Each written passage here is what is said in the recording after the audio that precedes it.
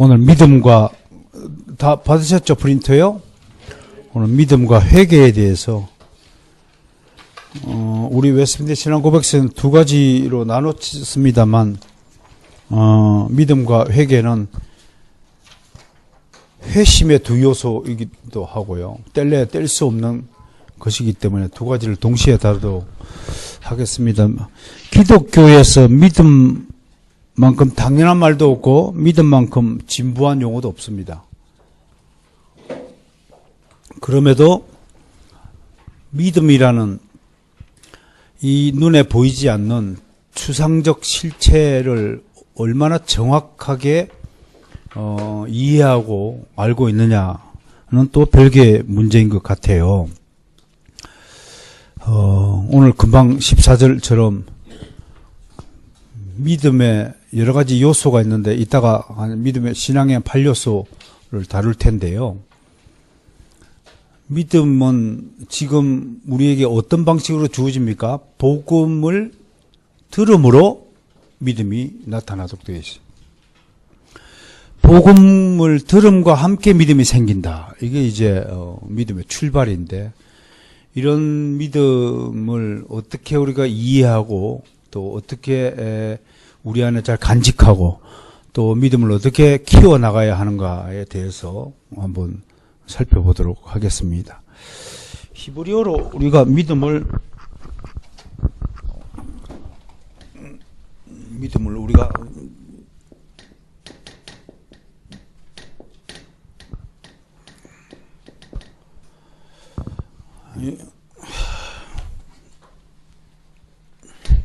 미끄러져 가지고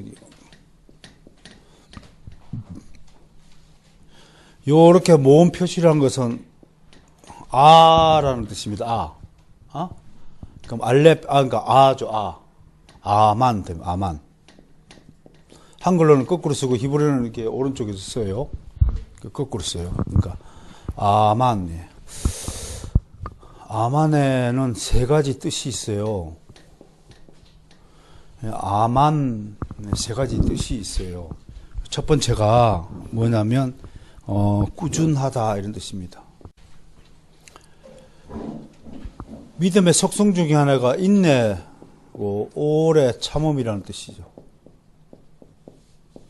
믿음의 속성 중에 하나가 오래 지속적이고, 그러니까 소나무 청설나무 불 때면 어떻게 확 붙었다 확 꺼져버리는 것이 아니에요. 그러니까 어떤 사람이 주의 은혜를 받아서 믿음을 선물로 받았을까 따지기 위해서는 꾸준한가를 봐야 돼요.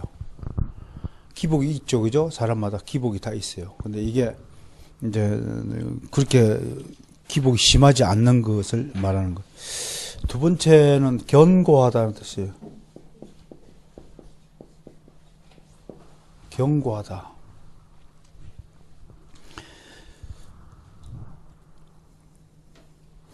요거는 어떻든 간에 유혹이라든지 유혹과 시련에 강하다 이런 뜻이죠. 잘 유혹에 걸려넘지 않죠. 믿음이 주어지면. 세상의 유혹에 걸려넘는다. 이거 여기서 이제 요 견고하다는 뜻의 명사가 이제 에무나의 에무나. 안 쓰겠습니다만 에무나 그런 거예요, 명사가. 이거는 견고, 반석 이런 뜻이 되는 거죠. 세 번째는 신뢰하다라는 뜻이에요. 기독교의 성경에 나타나는 믿는다, 믿음이 뭐냐? 신뢰하다라는 뜻인데요. 이게 이제 어떤 의지를 말하는 거예요. 의지. 믿을만하다. 어떤 사람이 믿을만하다라고 말하는 거죠. 그러니까 실제로 믿음을 사는 사람들은 다른 사람들로부터 신뢰를 받는 거죠. 저분 목사님이 하신 말은 믿을 수 있어. 이렇게 되는 거죠. 요게 이제 신뢰라는 신뢰라는 뜻을 가진 단어가 이제 에메트예요, 에메트. 에메트. 요거 진짜 기본적으로 알아야 됩니다. 그래서 요게 이제 헬라어로 오면요, 헬라어로 오면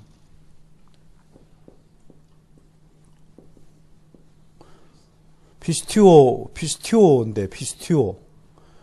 오메가가 붙으면 동사예요. 1인칭 주격 동사예요. 믿는다. 그러면 누가 믿어요? 1인칭.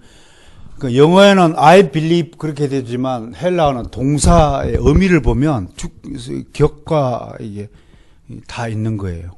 무슨 뜻인지 알아요? 피스티오 그러면 1인칭 단수 명사예요. 그럼 우리말로 하면 뭐가 되냐면 내가 믿는다예요. 누가 믿어요? 우리가? 그러니까 기독교의 믿음은 내가 믿는 거예요. 그럼 뭔가요? 개별적 구원이라는 것이에요. 이게 단어에 이런 뜻이 포함되어 있다는 거 상식으로 좀 알아둬요. 피스티오. 여기서 이제 명사가 이제 피스티스가 난 거죠. 피스티스라는 명사가 이렇게 나왔는데요. 이 피스티스라는 믿음은 항상 그노시스라는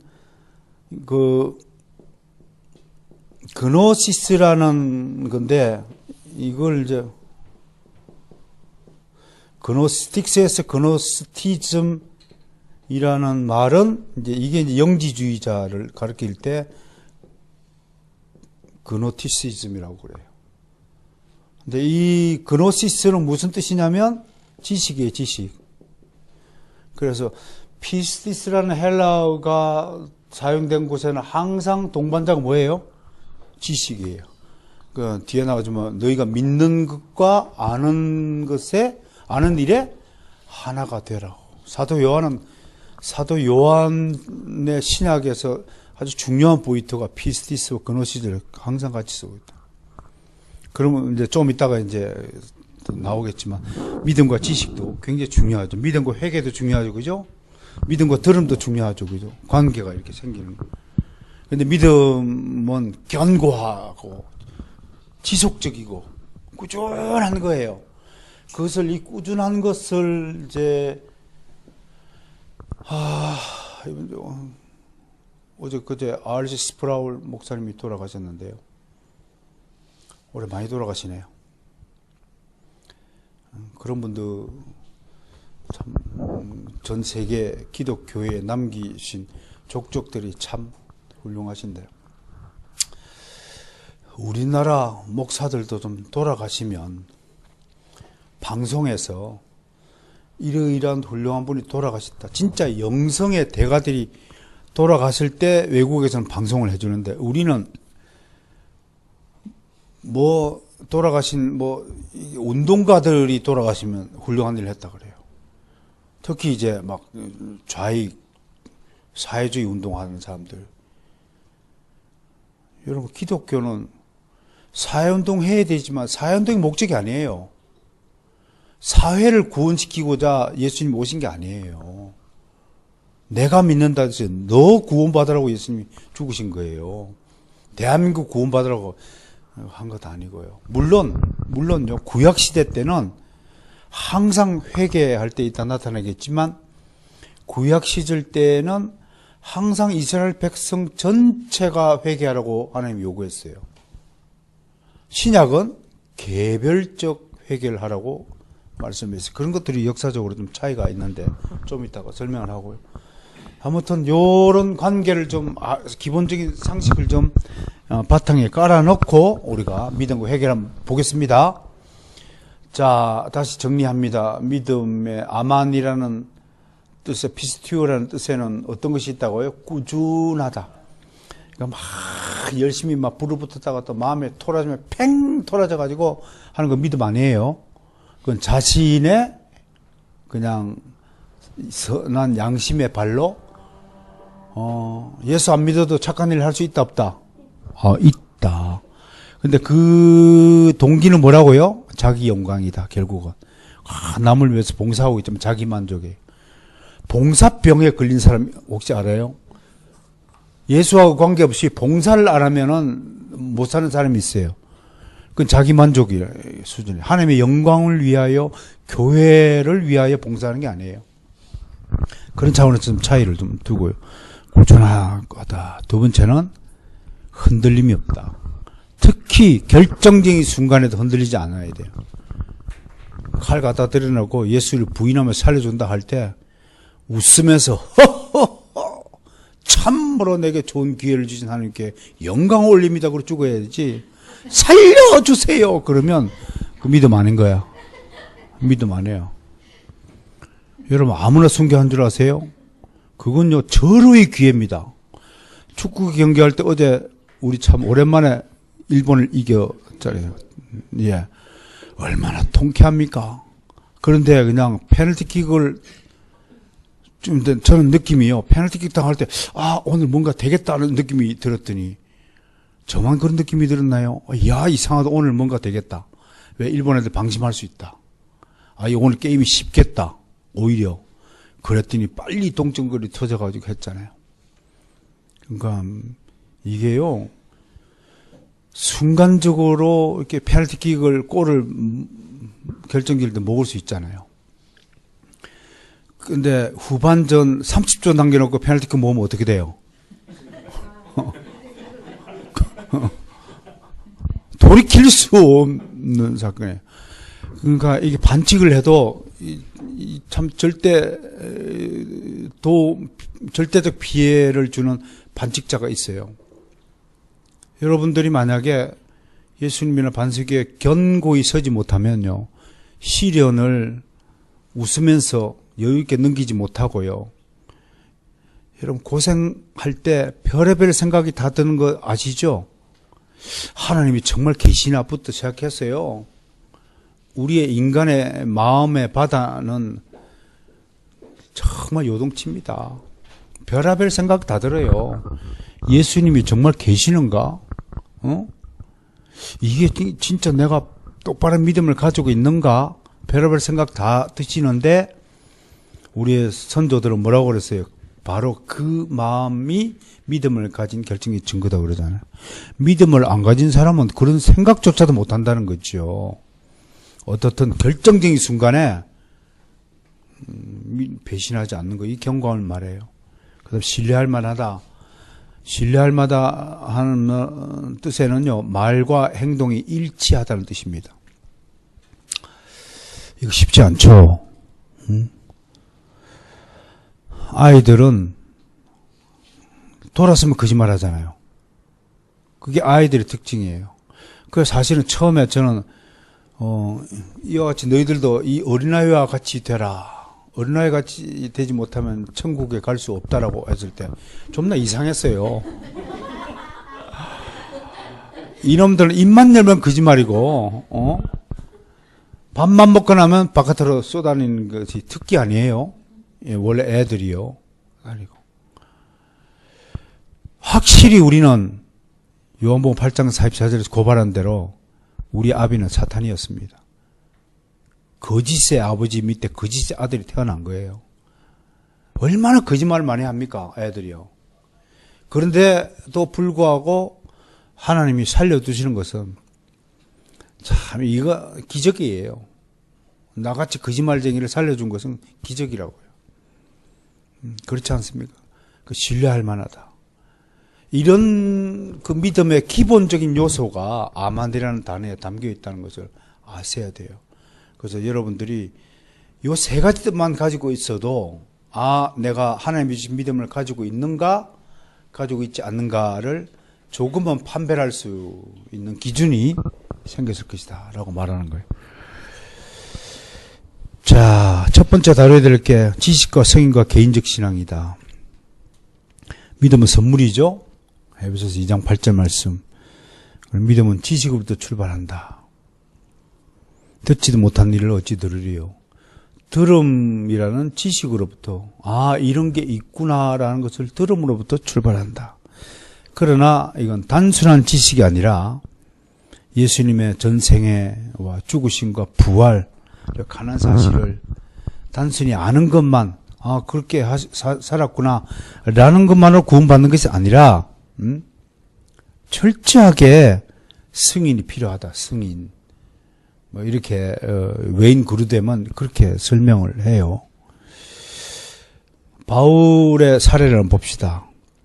바울이요, 많은 사람들이 율법을 알아서는 율법을 지키고 행합니까? 알기는 아는데 행하지 않아요.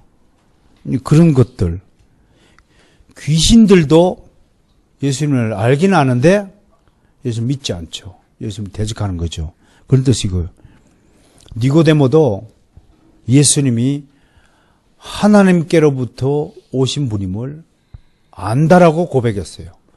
그러나 그 밤중에 찾아온 니고데모가 예수 그리스도가 나의 구세주라는 사실, 구원자라는 사실을 믿은 것은 아니겠죠.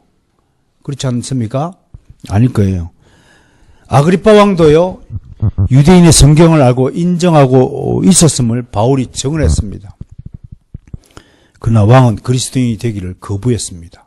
아는 것만으로 그리스도인이 되는 것이 아니다라는 사실이 명백했습니다. 그러면 세 번째, 구원을 받기 위해 모든 사람은 개인적으로 어떻게 해야 된다고요? 의존하고 결심해야 돼요. 결단해야 돼요. 이걸 승인, approvable, 승인이라고 말하는 거예요. 그걸 성경에서 영접이라 말하는 거예요. 여러분들은 개인적으로 다 영접하셨죠? 영접하는 자가 한번 읽어봅시다. 영접하는 자, 곧 그 이름을 믿는 자들에게는 하나님의 자녀가 되는 권세가 주어졌으니 했습니다. 그러니까 이 영접은 예수님이 어느 날 갑자기요, 예수께서 나를 위해서 십자가에 돌아가셨다는 사실이 믿어지고요. 예수 그리스도의 십자가만 생각하면 눈물이 나고요.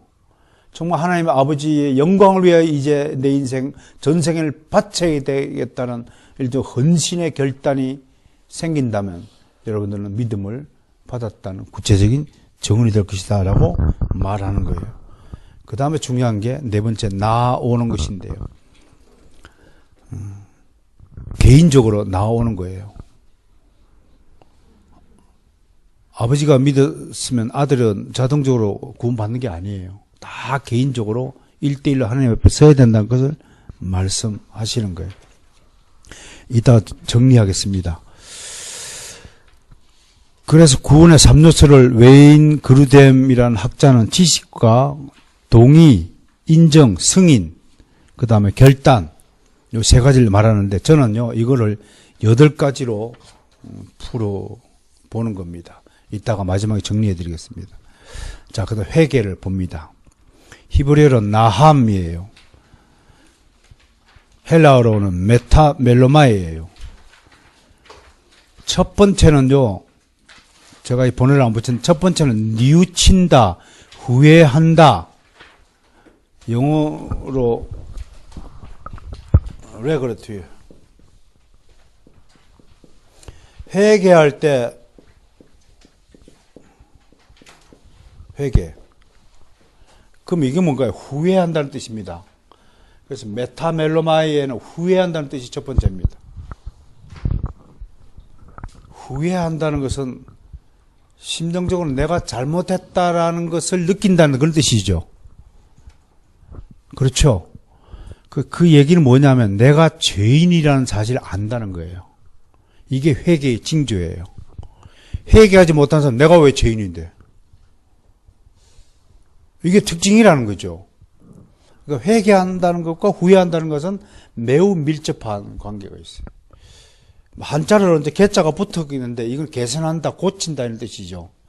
개혁한다 할 때 개선한다, 고친다 하는 것이. 그러니까 그 메타멜로마이 내가 풀었었죠. 헬라어로 메타는 뭐뭐 뒤에라는 거예요. 뒤에서 지금 생각해보니 뒷일을 앞에 옛날에 했던 일을 생각해 보니까 내가 몹시 후회가 된다. 노에오는 인식하다는 뜻입니다. 그러니까 내가 과거에 저질렀던 일들을 일들이 모두 하나님을 대적한 죄악된 일들임을 인식한다. 이렇게 풀어 쓸 수 있겠죠. 정리를 하면. 다른 정리가 그렇게 되겠죠. 회개와. 자, 예레미야 8장 6절 읽어봅니다. 내가 귀를 기울여 들은즉 그들이 정직을 말하지 아니하며 그들의 악을 뉘우쳐서 내가 행한 것이 무엇인고 말하는 자가 없고 전쟁터를 향하여 달리는 말과 같이 그 길을 행하도다 하는 겁니다. 또 하나 회개하다 뜻이 뭔가 회개는 첫째 나함이고요. 나함은 후회하다 그랬죠? 후회. 그 다음에 슈벌은 뭐 돌아서다. 돌아서다. 이 방향을 바꾸는 거예요. 방향을 바꾸는 게 이렇게 죄악된 길을 가다가 180도로 돌았는데 요거를 180도 전환이라 그래요. 회개는 뭘 기준으로요? 한쪽은 죄악이고 한쪽은 영생이에요. 죄악된 길에서 이게 이쪽으로 반대 방향으로 완전히 돌아선 거 180도. 그러니까 180도 전환이면 논리적으로 어떤 뜻이 됩니까? 완전한 전환이 된다는 거예요. 이게 회개예요, 회개. 완전한 전환. 그 우리가 지금 주일 예배 때마다 회개기도 하잖아요. 그러면 이제 몇 도 전환인지 봐야 돼. 절반의 전환이면 90도 전환이에요. 이제 이런 것들을 한번 생각해 보면 회개라는 것이 어떤 것을 의미하느냐. 그러면 우리 청교도 신학자들은 또 회심이라는 단어를 썼어요. 회심. 요거는 이제 회심이에요. 이렇게 한자를 써요. 회심. 영어로는 이제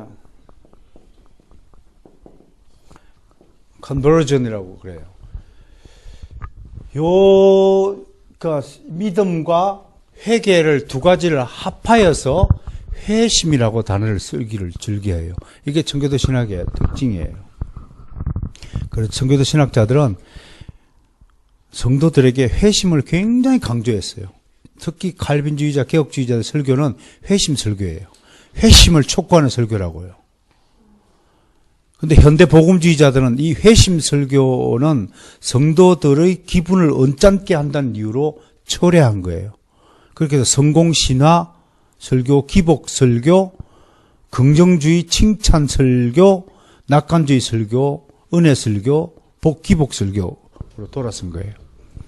이제 이런 점의 차이가 좀 있다는 것을 좀 생각하시면서 이제 기본적으로 성경이 말하는 믿음과 회개, 또 청교도 신학자들이 말하는 회심이라는 이런 단어들이 어떻게 쓰임 받았는가에 대해서 기본적으로 여러분들이 지식을 가졌으리라고 믿는 겁니다.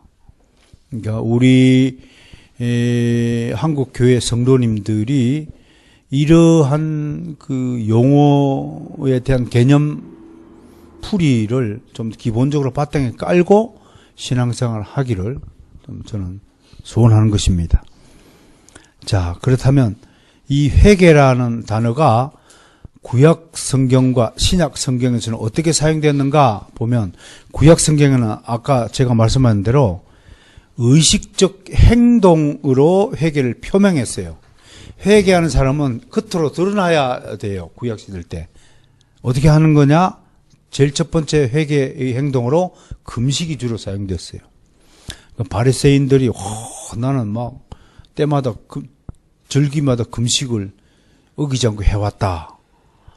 자기는 회개한 사람이라 이거죠. 외적인 회개를 말하는 거죠. 베옷을 입고 죄 앉아고 죄를 뒤집어 쓰는 거. 그 다음에 이제 이 유대민족과 한민족이 닮은 점이 뭐냐면 애곡하는 거예요. 장례식장에서 사람 죽었으면 어이 하는 우는 거. 옛날에 지팡이를 짚고 울었죠. 그죠? 요즘엔 그런 문화가 다 사라졌더라고요. 지팡이를 왜 집었을까요?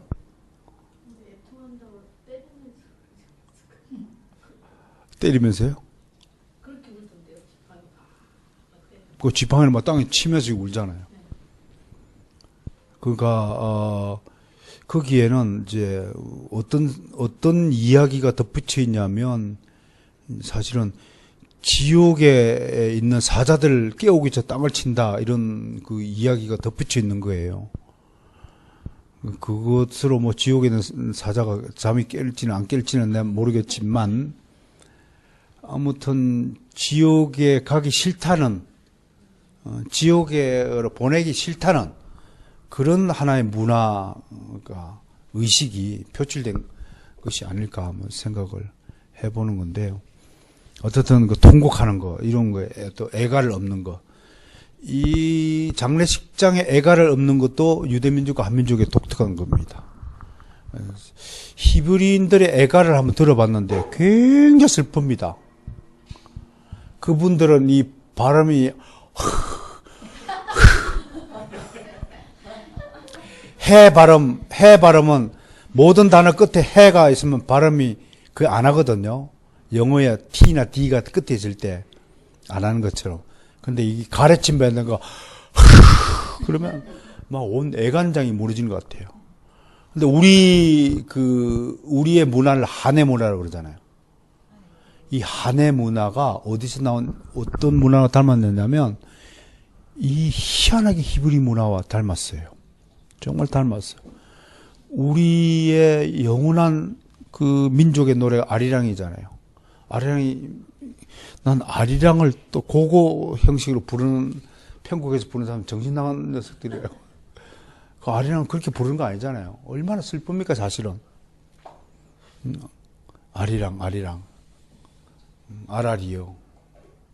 참 슬픈 노래죠. 이런 것들이 회개의 하나의 표시인데, 아무튼 닮았다는 걸 알 수 있어요. 그런데 특징이 뭐냐면, 하나님은 선지자를 통해서 이스라엘 백성 전체가 회개하기를 요구한 거예요. 왜? 그 이스라엘이라는 백성 전체가 회개의 대상이기 때문에 동시에 하라는 거예요. 이스라엘 백성에게만 회개를 요청하는 거예요. 이스라엘 백성에게만 율법을 주신 거예요. 그게 택한 백성이라는 것 때문에 그런 일이 일어난 것이죠. 그러나 신약에서는 개인적 회개가 요청되고 있어요. 세례 요한이 회개 요청했고, 회개와 함께 하나님 나라가 도래한다. 그러니까 여러분 안에 성령이 오시면 하나님 나라가 임한 거잖아요. 그러면 그건 회개한 사람에게만 믿음이 주어지고, 믿음과 함께 성령이 함께 거하시고 성령이 전이 되고 하나님 나라가 된다. 이런 것으로 우리가 정리할 수 있는 것이에요. 이게 뭐 믿음과 회개가 따로따로 있는 건 아니지만 우리가 사과를 한꺼번에 먹지만 그걸 영양학적으로 조사하면은 비타민 A가 몇 프로, B가 몇 프로 이렇게 설명하듯이 우리가 구원의 약은 한꺼번에 먹지만 믿음이라는 비타민, 회개라는 비타민, 칭이라는 비타민, 성화라는 비타민이 그 안에 다 있다라고 합니다. 그러나 여러분들 이론을 배우기 위해서는 사과를 영양학적으로 다 이렇게 분석해서 하듯이 구원의 서정이 몇 단계가 있나요? 9가지가 있거든요. 그죠? 맨 처음 뭔가요? 한번 가르친 대로 소명, 부르죠. 그 다음에 소명 다음에 중생, 믿음, 중생, 회개. 그러니까 중생, 회개, 믿음. 그 다음에 칭의 받은 자를 하나님 아들 양자, 그 다음에 성화, 그 다음에 견인, 그 다음에 영화. 이거 9가지 요소가 있잖아요. 구원에. 그거를 배우는 것이 구원론이에요. 구원의 서정이에요. 근데 그걸 뭐 따로따로 나는 칭의만 먹어야지 그렇게 말할 수 있나요? 사과를 먹으면서 나는 비타민 A만 먹어야지 하고 사과를 먹을 때 비타민 A만 골라서 먹을 수 있나요? 뭐 없죠. 요소가 있는 거지. 다 한꺼번에 먹는 거지만 논리적으로 이렇게 따로따로 떼서 분석해서 공부를 해보는 거예요. 지금 우리가 배우는 것도 마찬가지예요. 믿음과 회개가 따로 있는 거 아니에요. 한꺼번에 구원의 열매를 먹는 거지만 그 안에 따져보면 이런 비타민들이 있다라는 것을 좀 설명하고자 하는 거예요. 그래 이해가 좀 될 것입니다. 개인적 회개를 하고요. 이거를 뭐라고 그 마태복음 26장 18절을 근거로 이제 기독교 강요에서 뭐라고 하냐면 주인이 바뀌어지는 거다. 주인이 바뀌어야 돼. Satan is not our own masters. 그렇게 돼 있죠. 제가 가진 영어, 기독교 강요 영어판인데요. 영어로 원문을 제가 한번 읽어드릴게요. 이렇게 돼 있어요. 제 1번이요. The denial of ourselves. 우리 자신의 자기 부인에 대해서. 여러분 다 기독교 강요 지지난주 읽으셨죠? 3권 7장 8장 내용입니다. 자기를 부인하는 것에 대해서 오늘 제가 설교 5가지를 요약해서 한 것도 여기에 다 기준하에서 말씀을 한 거지. 근거가 없이 뭐 비워야 되고 버려야 되고 떠나야 되고 씻어야 되고 태워야 된다고 말하는 거 아니거든요. 여기 보면 10가지 방편을, 자기를 부인하는 10가지 방식을 소개하면서 또 8장에서는 자기를 부인하는 최고의 방식이 뭐냐면 십자가에 못 박히는 거다. 그게 기독교 강요 3권 8장의 요소잖아요.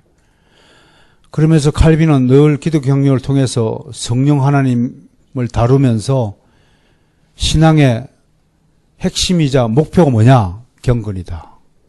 그 경건의 핵심이 뭐냐? 자기 부인이다라고 가르치고 있는 거예요. 그 이러한 기독교 강요에 진출된 칼빈의 사상이, 칼빈의 신앙이 우리 지금 피 속에 흐르고 있음을 깨달아야 돼요. 이런 유산들이 우리 청교도들에게 전수되었고 우리 이 현재 신앙에 전수되었다는 것을 깨달아야 되는 거예요. 그래서 그거를 하나하나씩 좀 살펴보면 자기를 부인하는 첫 번째가 주인이 바뀌었다. 사탄을 주인으로 섬기는 우리가 하나님을 주인으로 섬기게 되었다. 두 번째는 이제는 하나님께 온전히 나를 드리게 되었다. 그렇게 기독교 강요는 말하죠. 또 세 번째는 디도스 2장의 교훈을 다루면서 우리를 양육하시되 경건하지 않은 것과 이 세상 정욕을 다 버리게 되었다. 그래서 버려야 한다라고 내가 말씀을 한 거죠. 네 번째는 나를 낮추고 남을 높여라. 이게 겸손이죠. 예? 낮아져야 한다. 말세가 앉아야 한다. 오늘 설교가 하나도 기억이 안 나십니까? 납니까? 제가 그 자기를 부인하기 위해서 어떻게 하느냐는 10가지 다 들 수 없지만 칼빈 저희와 성경 것들을 요약해서 5가지로 정리를 한 겁니다. 자기를 낮춰야 된다. 5번째, 이웃의 유익을 구해야 된다. 이웃 사랑, 이타주의. 에고이즘이 아니라 이타주의로 가야 된다. 그러면서 마지막으로 주님의 뜻에 맡기고 주님이 주신 복을 의지하고 또 역경을 이기는 힘, 견뎌야 한다.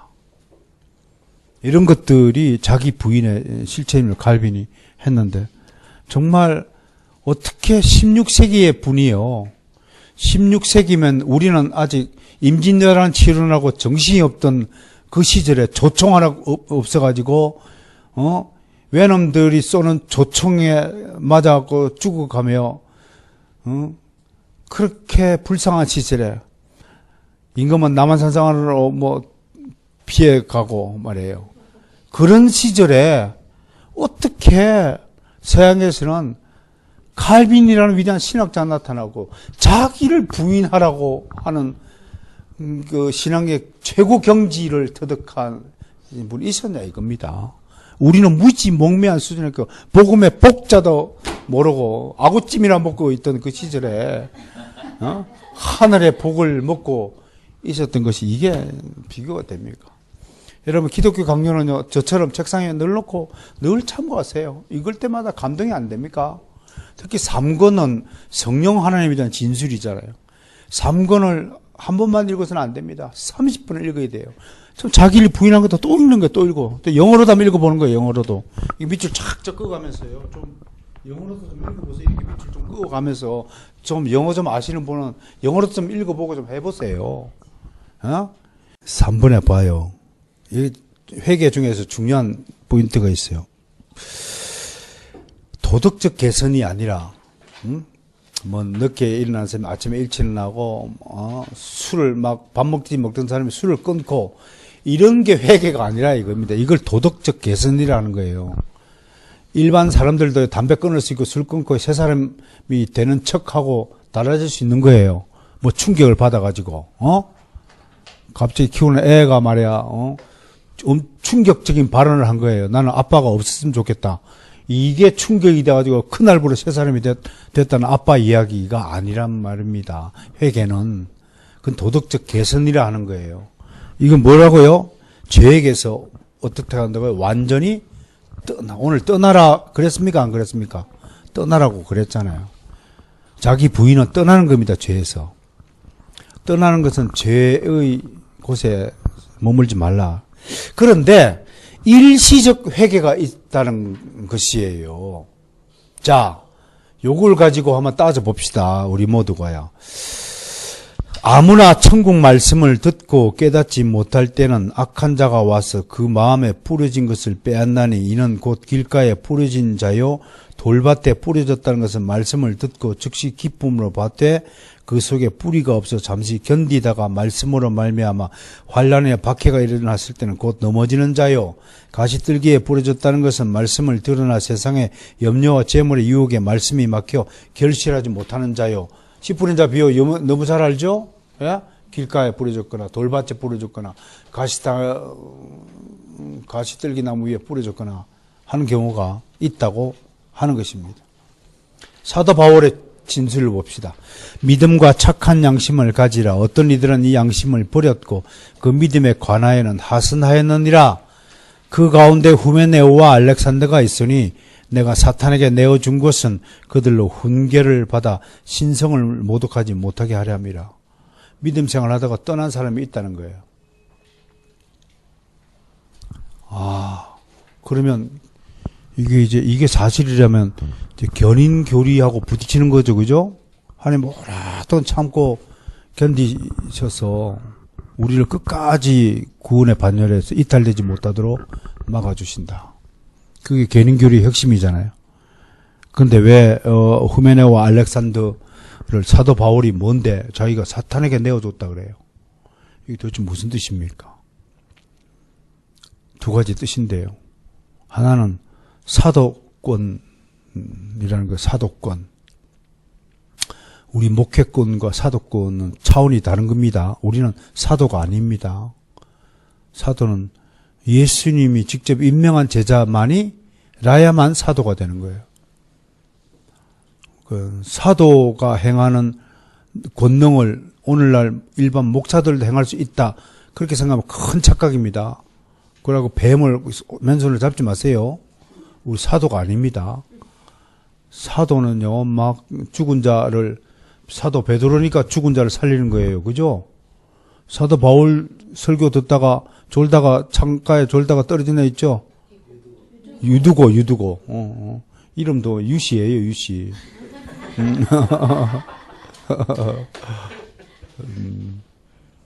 그 또 살려내고 그러잖아요. 그러면 오늘날도 막 그 사도들의 교회인가 뭐 사람들이요, 또 성령 은사를 주장하는 사람들이 막 죽은 자를 살린다고 막 병원에 안 싣고 가고 하는 모든 것이요, 엄청난 착각을 하고 있는 사람들입니다. 지가 사도인 줄 알아요. 저를 임명한 사람은 목사님, 우리 총회 목사님 7분이 저한테 안수를 해서 저를 목사 만들었지, 예수님이 저한테 와서 직접 임명해서 재단 목사 된 거 아닙니다. 그러니까 그런 것을 착각하고 있는 목사들 많아요. 그러니까 오늘도 지가 제사장인 것처럼 말이죠. 여봐라 뭐 이렇게 하는 사람들 목사 아닙니다.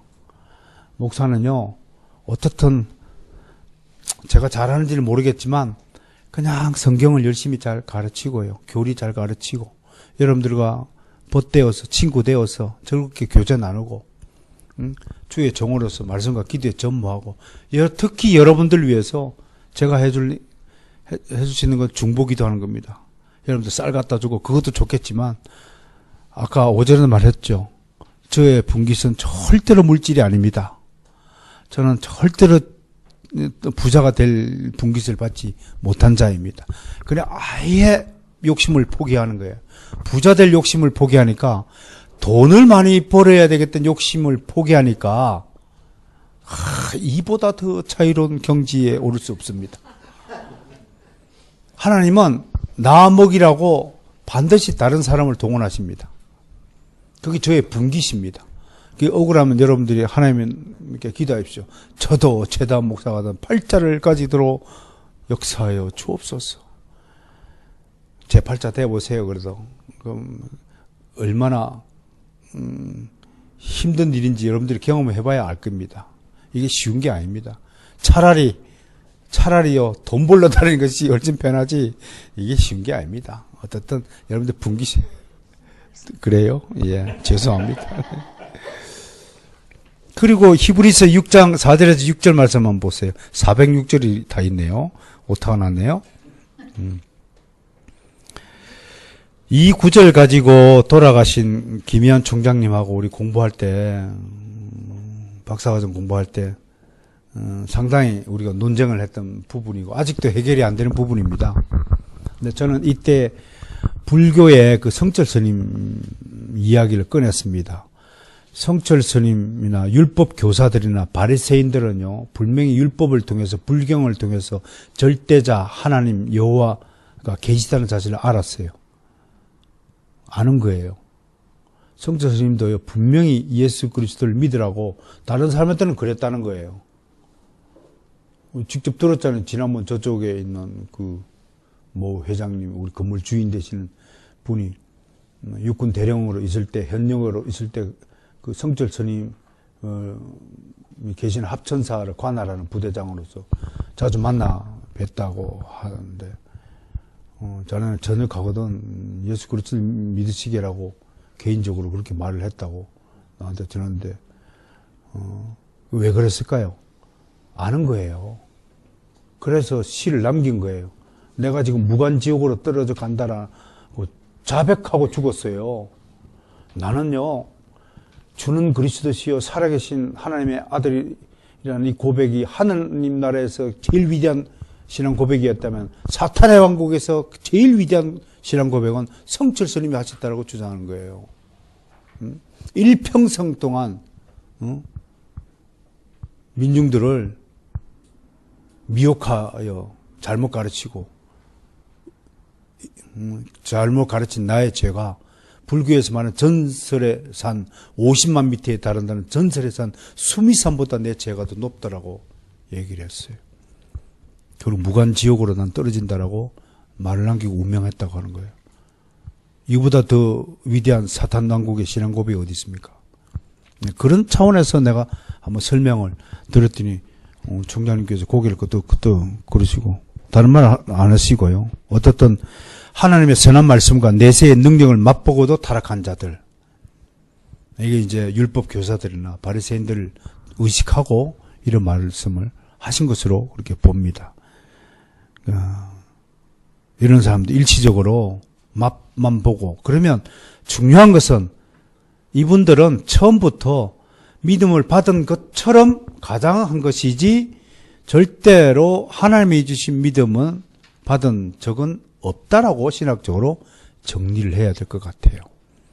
그러니까 결국은 우리 모두도 마찬가지예요. 우리 모두의 믿음이 하나님이 주신 은혜의 선물로서의 믿음인가, 내가 믿고 싶어서 내가 노력하여서 내가 만든 믿음인가는 결국 아까 세 가지 요소 뭐예요? 꾸준히 오래 꾸준히 서는가, 지속적인가, 견고한가, 그 다음에 마지막으로 신뢰를 받고 있는가라는 것에 대해서 판정이 날 것이다. 그렇게 보는 것입니다. 자, 그러면서 특징들이 믿음과 회개는 병행해야 된다. 따로 뗄 수가 없다. 아까 사과 이야기했죠? 예? 사과 이야기를 잊지 마시기 바랍니다.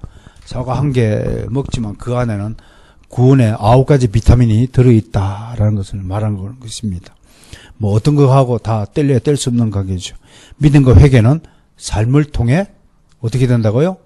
계속된다. 두 번째가 병행한다, 계속된다가 두 가지 요소예요. 그러니까 완전주의자들처럼 뭐 믿음이 단번에 다 이루어졌다. 회개가 다 이루어졌다.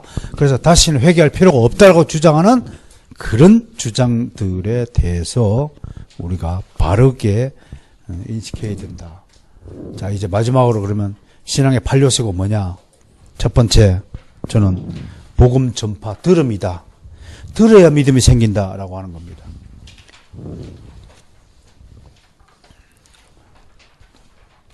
듣지 않고 어떻게 믿음이 생기겠습니까?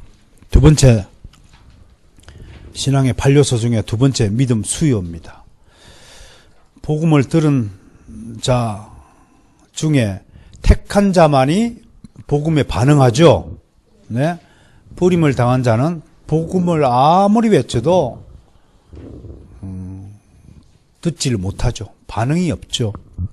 물론 또 첫 번째 반응을 보이는 사람도 있고 여러 수년 동안 들어서 겨우 듣는 사람도 있고 죽기 전에 듣는 사람도 있지만 대부분 보통 상식으로는 복음을 탁 선포하면 반응이 온다는 거예요.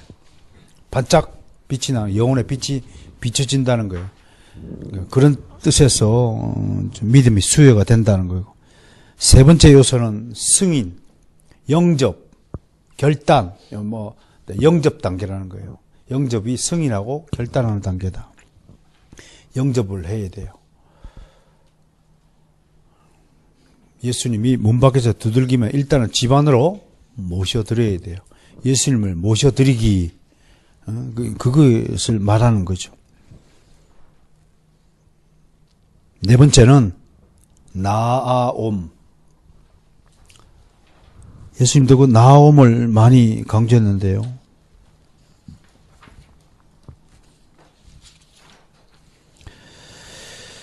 예수님께 개인적으로 나아오는 것에 대해서 여러 곳에서 말씀했잖아요.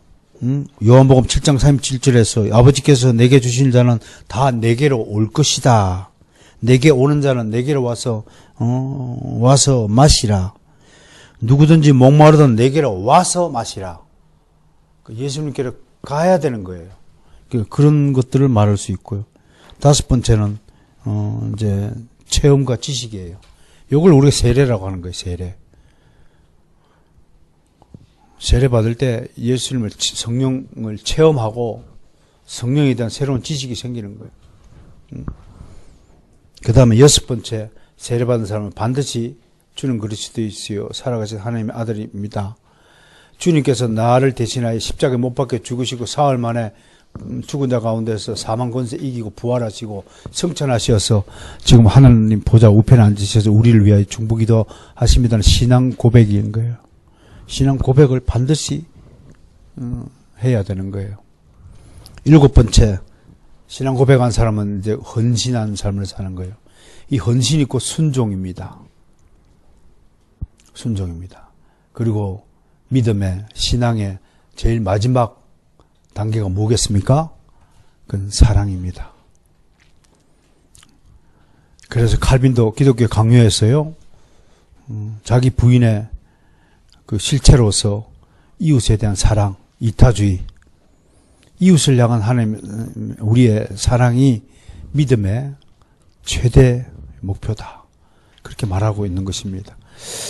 여러분, 이보다 더 위대한 믿음을 보신 적이 있습니까? 이보다 더 위대한 종교를 보신 적이 있습니까? 우리가 가진 이 믿음은요, 그냥 단순한 도덕성을 개선하기 위해서 오신 믿음이 아니라 죽은 영혼을 살리는 믿음이고요. 지옥으로 가는 발걸음을 180도로 바꾸어서 천국으로 가는 발걸음으로 만드신 믿음이고요. 부도덕과 악독과 탐욕으로 가득 차 있던 자아를 완전히 죽여서 새로운 자아, 예수 그리스도의 형상을 닮는 자아로 만드는 믿음이고요. 그리고 나의 유익이 아니라 이웃과 하나님의 영광을 위하여 살아가도록 완전히 우리 인생을 바꿔놓는 믿음인 것입니다. 이런 믿음을 보신 적이 있습니까?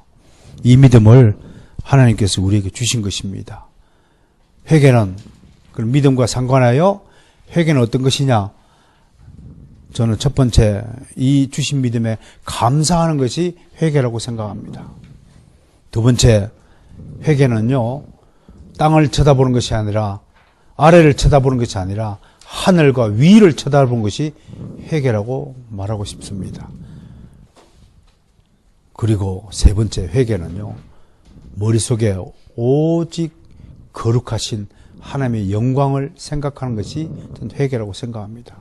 단순히 죄를 뉘우치고 반성하고 하는 것이 아니라 하나님을 쳐다볼 때 모든 죄악이 다 끊어지고 생각나지도 않고, 저는 옛날에 예수 믿기 전에 삶이 내가 진짜 그런 생활을 했던 건가? 라는 생각이 들 정도로 아득하게 멀리 느껴집니다.